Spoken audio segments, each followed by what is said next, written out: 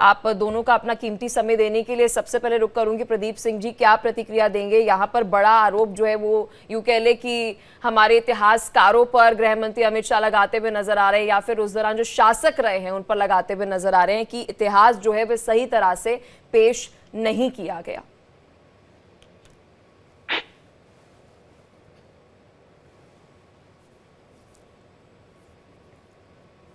प्रदीप जी शायद आप म्यूट हैं।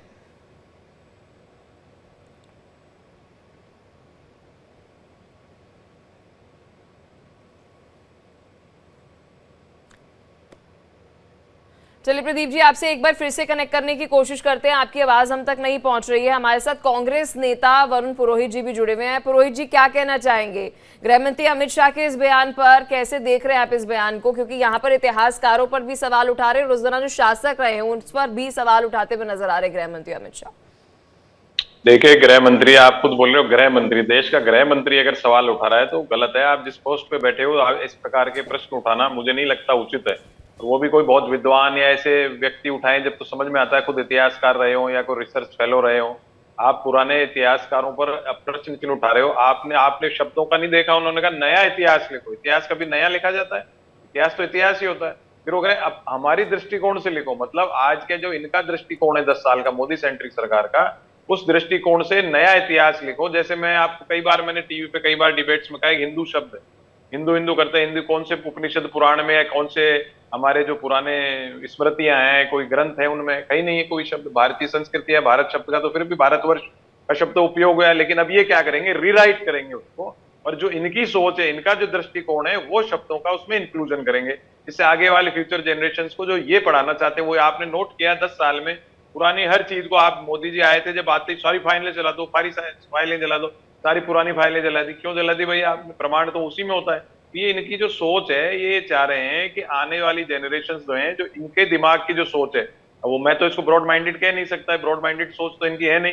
उस सोच को डेवलप करने के लिए लोगों, बच्चों में उसको किसी न किसी रूप में छापने के लिए ये नया इतिहास लिखो, ये करो। इतिहास तो जिन्होंने लिखा है लिखा है, आपको उसमें कोई आपत्ति है? आप रिसर्च इंस्टीट्यूट्स बने हुए अपनी दुनिया भर के, सरकार के भी रिसर्च इंस्टीट्यूट्स हैं, आप उनमें चालू करिए, उनमें रिसर्च कराइए उन ग्रंथों के ऊपर, या कोई गलत हुई है तो। आज आचार्य विष्णुगुप्त चाणक्य का हवाला देते हैं सब। मैं कह रहा हूं उनके पास में, किसी के पास उनके ओरिजिनल शास्त्र या उनके जो पत्र थे जो लिखे उस पे, जो उन्होंने ताड़पत्रों पे, कहा है उनके पास? किसी के पास नहीं है। एक ऑथेंटिक किताब जिसको हम मान सकते हैं, जो मैंने बड़े गुरुजनों से देखा, वो आरपी कांगले की किताब, वो मेरे पास भी है। तो ये जो प्रोफेसर लोग हैं, अभी कपिल कुमार जी ज्यादा प्रकाश डालेंगे, और तीसरी जो नहीं, रिसर्चर्स ठीक हैं है। देखिए सर, मैंने आपकी बात बड़ी पेशेंस के साथ सुनी है। आप बार बार रेपिटेटिव उस पर बोल रहे हैं कि गृह मंत्री अमित शाह कह रहे हैं कि हमारी आइडियोलॉजी से मैच खाते हुए आप इतिहास लिखिए। ऐसा तो बयान उन्होंने नहीं दिया। उन्होंने तो बल्कि ये कहा कि आप शासकों को खुश करने के लिए इतिहास मत लिखिए। और मैं जहां से देख पा रही हूँ वो खुद को भी इंक्लूड कर रहे हैं कि आप शासकों को खुश करने के लिए इतिहास मत लिखिए। जो फैक्ट्स है, उस फैक्ट्स के बेसिस पे इतिहास जो है उसे सही तरीके से आज की पीढ़ी को पेश कीजिए। पलक जी, इतिहासकार होता है, वो अपने हिसाब से इतिहास लिखता है। आपने कहा ना, उन्होंने ऐसे नहीं कहा, उन्होंने यही कहा नया। उन्होंने कहा नया इतिहास लिखो। इतिहास को नया लिखा जाता है क्या? आप मुझे बताइए। और उसके बाद वो कह रहे हैं अपने दृष्टिकोण से लिखो, हमारे दृष्टिकोण से लिखो। आप उनका इंडिकेशन समझिए। वो कोई, मैं कह रहा हूँ, कोई बहुत रिसर्च फेलो नहीं है बहुत, तो या कोई इतिहासकार है या कोई बहुत विद्वान है, प्रकांड पंडित है, तो ऐसा निर्देश दे रहे हैं। गृह मंत्री को होकर के ऐसे निर्देश, ऐसे भाषण नहीं देना चाहिए। बजाय उसके, आपके पास में रिसर्च इंस्टीट्यूट है, दुनिया भर की यूनिवर्सिटीज है, प्रोफेसर और रिसर्च स्कॉलर्स उसमें करते हैं रिसर्च। आप कराइए रिसर्च, उसमें करते रहेंगे, उनको जो भी प्रमाण मिलेंगे। आप उसको, इतिहास को, कल को तो कोई आरोप लगा देगा साहब हम तो भगवान मानते श्री राम को, तो श्री राम की स्तुति क्यों लिखी उस समय के इतिहासकारों ने भाई रचनाओं में?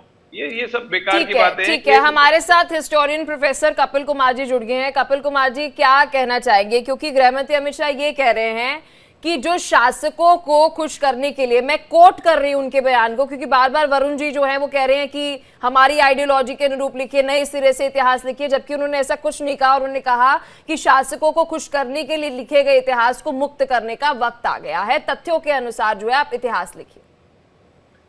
देखिए, मैं एक बात कहूंगा, मैं इतिहास लिख रहा हूँ। मेरी पहली किताब जो है 1900 मतलब 78 में मेरा पहला पेपर आया था, और पहला पेपर मेरी पुस्तक जो है 1982 में छपी थी आखिर। उस पुस्तक में ही मैंने उस समय जो तथ्य लिखे थे, वो तथ्य कभी जो इतिहास उस समय के इतिहासकारों ने लिखा था उनकी तरफ से बाहर नहीं आया था।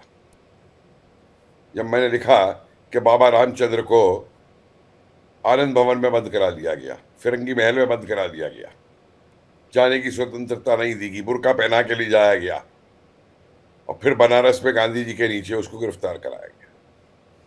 अब मैं यहां एक सवाल ये पूछना चाहता हूं कि सारे देश को ये कहा गया कि 15 अगस्त के दिन आजादी मिली। मुझे बताइए, क्या 15 अगस्त के दिन आजादी मिली थी?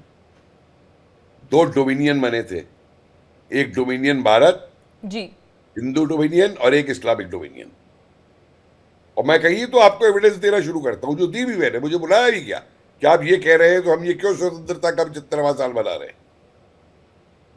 और मुझे बताइए, 2 डोमिनियन बनाए गए, वो लिखा नहीं गया। अगर डोमिनियन और जब मैं इस बात को कहता हूं, कहते हैं नहीं साहब एक ही बात है डोमिनियन और इंडिपेंडेंस। तो जब मैं पूछता हूं कि अगर डोमिनियन और इंडिपेंडेंस एक ही बात है, तो 1928 के कलकत्ता अधिवेशन में जब सुभाष चंद्र बोस गांधी के उस प्रस्ताव के अंदर डोमिनियन की जगह पूर्ण स्वतंत्रता लिखवाना चाहते थे, तो गांधी ने क्यों विरोध किया था और क्यों पूर्ण स्वतंत्रता नहीं आने दिया था? मुझे ये बताइए, किसी भारत के इतिहास की किताब में लिखा गया कि 1973 तक आजाद हिंद फौज के सैनिकों को स्वतंत्रता सेनानी नहीं माना गया। ठीक है, और बताऊं आप जो मेरा ये कहना है, आप इतिहास को तोड़ मड़ोड़ के मत लिखिए। मैं कभी ये शब्द नहीं इस्तेमाल करता कि नया इतिहास लिखिए। मैं हमेशा ये कहता हूं तथ्यों में इतिहास लिखिए। इतिहास तथ्यों में होना चाहिए, लेकिन जिस तरीके से उन तथ्यों को दबाया गया और जनता के सामने नहीं लाया गया, आज कांग्रेस को कहने में ये क्या शर्म है कि भाई उस जमाने में 1885 में जब कांग्रेस बनी थी तो ह्यूम ने ये कहा था कि ये एक सेफ्टी वाल्व है। सावरकर को लेकर रोज पीटते हैं, रोज पीटते हैं।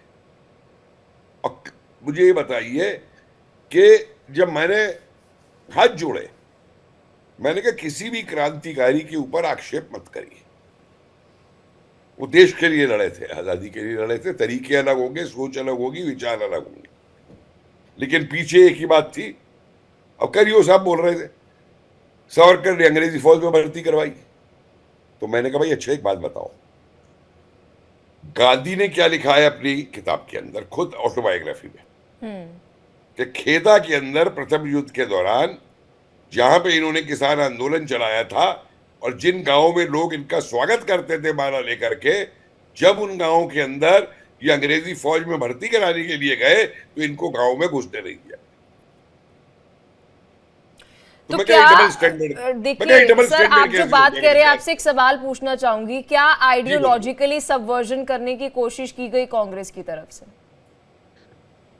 देखिए, कांग्रेस की तरफ से भी की गई, लेफ्ट की तरफ से की गई और राइट की तरफ से भी की जाती है। मैं आपको बता दूं, मैं बिल्कुल एक निष्पक्ष बात करूंगा। यहाँ पे मुझसे कहा गया एक चीज को लेकर के कि आप ये लिख दीजिए, मैंने कहा भाई सबूत दे दे, मैं लिख दूंगा। बोले आप इतने बड़े इतिहासकार हैं, आप डिबेट में जाते हैं, आप कहेंगे तो लोग मान जाएंगे। मैंने कहा साहब मुझे विपिन चंद्रा मत बनाइए और इरफान हबीब मत बनाइए, इतना बड़ा मत बनाइए कि मैं जो कहूंगा लोग उसको मान ले। आज मेरी अगर कोई स्थान है इतिहास के अंदर, तो स्थान सिर्फ इसलिए है कि मैं तथ्य में बोलता हूं। मेरे तथ्य को अगर कोई गलत साबित कर देगा, मैं बोलना छोड़ दूंगा इतिहास के ऊपर। मैं बिना तथ्य को परखे हुए नहीं बोलूंगा इतिहास के। प्रदीप जी, आपकी प्रतिक्रिया चाहूंगी, आशा करती हूँ आप तक आवाज पहुंच रही होगी, क्या कहना चाहेंगे? क्योंकि देखिए, कश्मीर का जो इतिहास है वो सबको मालूम है। क्या अब ये कहने की कोशिश की जा रही है कि सही तरीके से वो इतिहास पेश नहीं किया गया, पढ़ाया नहीं गया या फिर कुछ तोड़ मरोड़ कर पेश किया गया? क्योंकि अब सब कुछ है, अब ये पेश नहीं किया गया ये सवाल है, या फिर अब नए सिरे से इतिहास जो है वह नए तथ्यों के साथ जो है वह लिखा जाए? पलक जी, उम्मीद है मेरी आवाज आप तक पहुंच रही जी होगी। जी जी। पलक, मैं दे करके प्रस्तुत करना चाहूंगा। हम में से बहुत सारे युवा जब अपने कॉलेज को, यूनिवर्सिटी को पार करके नौकरी की तलाश में जब कहीं भारत के बाहर जाते हैं और वहां के अपने समकक्षों से मिलते हैं, बात करते हैं, तो वो एक परसेप्शन क्रिएट करते हैं कि भाई आपका भारत कैसा है, या वो अपनी जानकारी साझा करते हैं। तो भारत का इतिहास जो भारतीयों द्वारा लिखा गया भारत में रह करके, और जो भारत का इतिहास है, मुझे तो बड़ी मतलब बेकदरी महसूस होती है कि आप बताइए, भारत का एकमात्र इतिहास है जिसको कांग्रेस मानती है, जिसको इतिहासकारों ने, बाहर के लोगों ने लिखा, जिसको हिंदुस्तान के लोगों ने, और उसी को कांग्रेस लेकर के चलती है। अभी कांग्रेस के मित्र बोल रहे थे कि अमित शाह जी क्या इतिहासकार हैं? नेहरू जी इतिहासकार थे जिन्होंने भारत एक खोज लिख दी, और सारे कांग्रेसी उसको मान करके, उसको एक अथॉरिटी मान करके अभी भी चलते हैं, जिसकी रॉयल्टी अभी भी गांधी परिवार में आती है। हालांकि मुझे कोई आपत्ति नहीं है। मैं एक बात यहां कहना चाहूंगा कि अमित शाह जी ने एक बात कही कि आप शासन को खुश करने के लिए इतिहास मत लिखिए, आप जो तथ्य है उस पर लिखिए। तो अगर जो ड्यू कोर्स ऑफ करेक्शन बाकी रह गया है, जो कांग्रेस के 55 वर्षों के शासनकाल में, जैसा कि लुटियंस और उनके बीच में ही रह गया था, उसको अगर करेक्ट किया जाना चाहिए, तो उसमें बुराई किसको दिखाई देती है? बुराई उसको दिखाई देती है केवल गांधी परिवार ही आजादी की लड़ाई लड़ा और चरखे से आजादी मिली। बाकी लोगों ने तो टाइम पास किया था, वहां पे पिकनिक मनाने के लिए गए थे, तब आजादी मिली थी। शायद कांग्रेस वाले लोग ऐसा मानते हैं। देखिए प्रदीप जी, पिछले 10 सालों से केंद्र में आपकी सरकार है, ठीक है, सहमति है इस बात से, और 2024 में आपको मुबारक हो, फिर से बीजेपी की सरकार बन गई। तो आपको रोक कौन रहा है?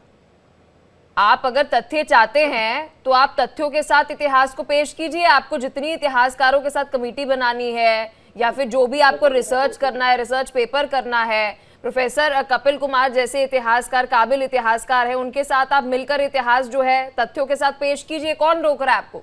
नहीं, हमको नहीं देंगे भाई, ये हमको नहीं देंगे। और 10 साल के अंदर एक किताब एनसीईआरटी की नहीं बदल पाए हैं ये, समझा? नहीं, और जो एक बदलने की कोशिश अभी छोटी की भी गई है, अग्री, उसके अंदर भी इतनी त्रुटियां हैं, जिन त्रुटियों को ये खुद कहते थे वही त्रुटि उसमें फिर लगाई गई है। क्योंकि माफ कीजिए, इतिहास को मैं बार बार कहता हूं, इतिहासकारों पे छोड़ दी। बस सबसे बढ़िया बात, इतिहासकारों को लिखने दीजिए। देखिए, मैं जब क्लास में पढ़ाता था, मैं आपको बताऊं, उन दिनों में मैं शुरुआत करता था सबसे पहले उनको कि पर्सिवल स्पीयर की जो औपनिवेशिकवादी किताब है अंग्रेजों की, उससे पढ़ाऊंगा कि भाई उनकी क्या धारा थी।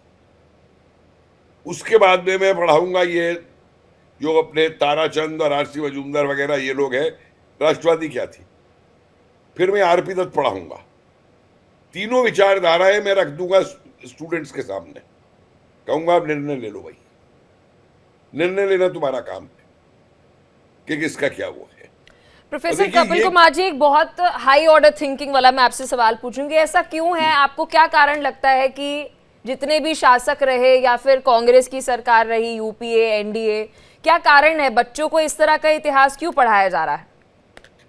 देखिए, ऐसा है कि इतिहास, देखिए लोग ये समझते हैं कि इतिहास केवल गड़े मुर्दों के ऊपर जो है वो है जानना। वास्तव में इतिहास आपको ये बताता है कि आपका वर्तमान कैसे बना है, और आप उन दोनों का तुलनात्मक अध्ययन करके अपना आगे कैसे जा सकते हैं। और इतिहास केवल खाली उसका ही नहीं है, राजनीति का, हर चीज का इतिहास है, चाहे विज्ञान है, चाहे मेडिसिन है, हर चीज का इतिहास है आज के समय में।